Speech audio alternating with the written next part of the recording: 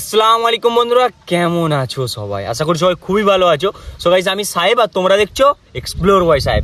So আজকের ভিডিওটা কোনো রকম এক্সপ্লোর ব্লগ না। আজকে বেসিক্যালি যে বিষয়ে কথা বলতে এসেছি সেটা হচ্ছে 19 তারিখ জানো একটা পল্লিগ্রাম টিভি চ্যানেলে অডিশন ছিল, যেখানে 17 থেকে 50 বছরের ছেলে মেয়ে নেওয়া হচ্ছিল, সেখানে আমি গিয়েছিলাম। সো তার রেজাল্ট বেরিয়ে গেছে। সো পুরো ভিডিওটা দেখলে অবশ্যই জানতে পারবে আমি সিলেক্ট হয়েছি কিনা। তো বেশি কথা বলবো না, চলো ফুল ভিডিওতে যাওয়া যাক। দেখো, ব্যাপারটা হচ্ছে 19/5/2024 পল্লিগ্রাম টিভি চ্যানেলে একটা অডিশন ডাকা হয়েছিল। অডিশন ডেটটা হচ্ছে 19শে মে, অর্থাৎ রবিবার। যেখানে বয়স সীমা ছিল 16 বছরের ওপরে আর 50 বছরের নিচে। 16 থেকে 50 বছর পর্যন্ত ছেলে মেয়েদেরকে নিয়োগ করা হবে, যেখানে আমিও উপস্থিত ছিলাম। সো আমি গিয়েছিলাম তোমার কলকাতা থেকে। আমি সকাল 6টার সময় বেরিয়েছিলাম, ওখানে পৌঁছেছিলাম দুপুর 1টার সময়। বেরিয়েছি তোমার সকাল 5টার সময়, নাজিরপুরে পৌঁছেছি দেখো 11:54, ঠিক আছে? তার মানে আমার এখনো পৌঁছাতে 1টা বেজে যাবে। যেখানে আমার অডিশন দিতে বেজে যায় প্রায় বিকেল 4টে। এবারে প্রশ্ন হচ্ছে আমি সিলেক্ট হলাম কি না। তোমাদের কথা অনুযায়ী চলো 1 বছর আগে ফিরে যাই। 2023 সালে 7/5/2023 পল্লিগ্রাম টিভি চ্যানেল থেকে একটা অডিশন ডাকা হয়েছিল। আপনারা আগামী 7ই মে অর্থাৎ রবিবার আমাদের অডিশনের ডেট। যেখানে আমি গিয়েছিলাম, তখন মানলাম আমি সিলেক্ট হইনি, আমি ভালো অডিশন দিতে পারিনি। কিন্তু এই 2024 সালে আল্লাহর রহমতে আমার খুব ভালো অডিশন হয়েছে। কারণ দেখো, অডিশন রুমে অডিশন নিতে ঢোকাচ্ছিল 6 জন করে। তো আমরা যে 6 জন ছিলাম তার মধ্যে কিন্তু আমার বেস্ট হয়েছে। আমরা যে 6 জন ছিলাম, আমাদের 5 জন কিন্তু বেরিয়ে গেছে। আমাকে বলেছিল তুমি দাঁড়াও। তো আমি দাঁড়াতে আমাকে বললো বাড়ি কোথায়, কোথা থেকে আসছি, আমার নাম। তো আমি বললাম স্যার আমার নাম মির জামাল মুস্তাফা, অ্যাকচুয়ালি আমার বাড়ি মেদিনীপুর, আমি কলকাতা থেকে আসছি, এখানে পড়াশোনা করি কলকাতায়। সো তারপরে ছবি টবি তুললাম। আমি প্রথমে হারুনদাকে বললাম যে স্যার আপনার সাথে একটা ছবি তুলতে পারি? বললো হ্যাঁ। হারুনদার সাথে ছবি তুললাম, রবিউলের সাথে ছবি তুললাম। তো আমি এটাও বললাম ছবি তোলার পরে যে স্যার কাইন্ডলি আমাকে জানাবেন একটু, আমার বাড়ি দূরে তো কোনো সমস্যা নাই, আপনি আমাকে জানাবেন, আমি এখানে থেকে কাজ করবো। ওখানে অনেকেই ছিল, তো ওনাদের মুখের এক্সপ্রেশন থেকে মনে হচ্ছিল যে আমি সিলেক্ট হয়ে গেছি। আমার মন বলছিল আমি সিলেক্ট হয়ে গেছি, কারণ ভাই আমি আমার বেস্টটা দিতে পেরেছি। আমি চলে আসি, এখন 2 দিন হয়ে গেছে, আমার কাছে কোনো কল আসেনি। এর মানে কি আমি সিলেক্ট হইনি। তো এখন তোমরা আমাকে বলতেই পারো যে ভাই তুই ভালো অডিশন দিতে পারিস বা তোর অ্যাক্টিং স্কিল সেরকম ভালো নয়, তার জন্য তুই সিলেক্ট হসনি। সো আমি মেনে নিলাম আমার অ্যাক্টিং স্কিল ভালো না। দেখো, তো আমি অডিশনের ওখানে অ্যাক্টিংটা তো দেখাতে পারবো না, কারণ ওখানে আমার ভিডিও করতে দেয়নি। আমার একটা ছোট ক্লিপ দেখায়, আমি একটা স্টার জলসাতে নবাব নন্দিনী সিরিয়াল হয়েছিল, তখন আমি এখানে একটা ছোট ক্যারেক্টারে কাজ করেছি, আমার ডায়লগ ছিল।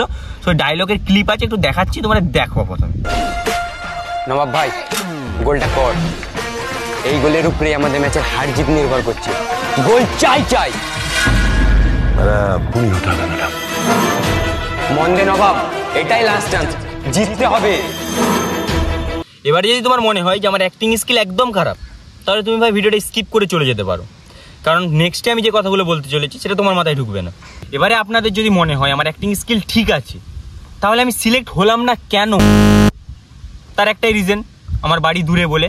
এবারে আমার পল্লিগ্রাম টিভি চ্যানেলের কাছে একটা প্রশ্ন, আপনারা যদি বাইরের ছেলে নেবেনই না, তাহলে কি করতে বলেন? অডিশন যদি ভালো করে দিতে পারেন, আপনার ট্যালেন্ট যদি থাকে, অবশ্যই আমরা সিলেক্ট করব। আমরা তার জন্য, আপনার জন্য আমরা বসে আছি। আপনাদের মধ্যে থেকে যারা যোগ্য তাদেরকে অবশ্যই পল্লিগ্রাম বেছে নেবে। আর ওখানকার গ্রামের লোকও কিন্তু আমাকে বলেছে যে বাবু তুমি ভালো অডিশন দিতে পারলেও তুমি সিলেক্ট হতে পারবে না। কি মনে বাইরের ছেলে নেবে? মানে ধরো যদি কলকাতা সাইডের ছেলে ভালো অডিশন, এরা বাইরের ছেলে নেবে না, এরা এখানকার এলাকার যত আশেপাশে যা আছে তাদেরকেই নেবে। দেখো, আমি পল্লিগ্রাম টিভি চ্যানেলে সিলেক্ট হইনি বলে আমি রাগ করে আক্ষেপ করে যে ভিডিওটা বানাচ্ছি সেরকম কিছুই না। আমি কিন্তু আমার আগের ভিডিওতে আমি বলেই দিয়েছিলাম যে আমি যদি সিলেক্ট হইও না, তবুও আমি এখানে আসতে পারবো না। আমি তোমাদেরকে ভিডিওর মধ্যে বলি, আমি যদি সিলেক্ট হই না, তবু আমি আসবো না, কেননা আমার নিজের পড়াশোনা আছে কলকাতায়। আমার একটাই উদ্দেশ্য ছিল, কিন্তু আমি ব্লগ বানাতে গিয়েছিলাম। একটা কথা কি, আমি সিলেক্ট হচ্ছি না, কারণ দূরের ছেলে নেবে না যেমন, আর সিলেক্ট হয়ে লাভ নাই। ভিডিও করতে এসেছি, ভিডিও করবো, বাড়ি যাবো। চলে আসা ভিডিও শুটের জন্য, কোনো যে সিলেক্ট হতে হবে আমার কোনো রকম কোনো ই নাই। এবারে আমার কথা ভাই বাদ দিলাম, আমার মতো তো অনেকেই আছে যারা এই চ্যানেলে কাজের জন্য দূর দূরান্ত থেকে ছুটে যায় শুধু এদের সাথে কাজ করবে বলে। তাদের অবস্থাটা একবার ভাবো তো। পল্লিগ্রাম টিভি চ্যানেলের ওনার রবিবুলদা এবং ডিরেক্টর হারুনদা, দেখো তোমাদের কাছে আমার হাত জোর করে রিকোয়েস্ট, তোমরা যখন 2025 সালে অডিশনটা নেবে, তখন তোমরা দয়া করে জানিয়ে দিও যে আমরা বেশি লং ডিস্টেন্সের ছেলে মেয়ে নেবো না। তাহলে কি হবে, বেশি দূর দূরান্তের ছেলে মেয়েরা মানে একটা মাত্র সুযোগের আশায় তোমাদের কাছে ছুটে আসবে না। তো পুরো ভিডিওটা দেখে তোমরা বুঝতেই পারলে ভাই আমি সিলেক্ট হইনি, তার রিজনটাও তোমাদের কাছে শেয়ার করলাম।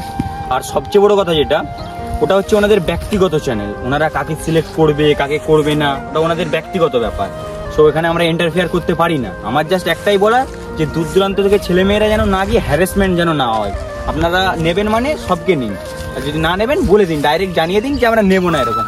সো গাইস আজকের ভিডিওটা এ পর্যন্তই। আর আজকের ভিডিওটা ওই দাদাদের উপরে কোনো রকম হেড ছড়ানোর জন্য না, দাদারা খুব ভালো মনের মানুষ, আমি সামনে থেকে কথা বলেছি, মিশেছি। সো খুব ভালো মনের মানুষ, খুব ভালো কাজ করছে, অনেক আগিয়ে গেছে, আল্লাহর মতে আরও আগিয়ে যাক, দোয়া করি। সো ভিডিওটা কেমন হলো অবশ্যই কমেন্টে জানিও। আর আজকের ভিডিওর মতামত তোমাদের কিন্তু জানতে চাই, আমি ভুল বললাম না ঠিক বললাম ওটা তোমরা কমেন্টে জানাও। তো আজকের ভিডিও এই পর্যন্তই, আবার দেখা হচ্ছে নতুন কোনো ব্লগে। ততক্ষণ সবাই সুস্থ থেকো, ভালো থেকো, নিজের খেয়াল রেখো। চলো টাটা, বাই বাই।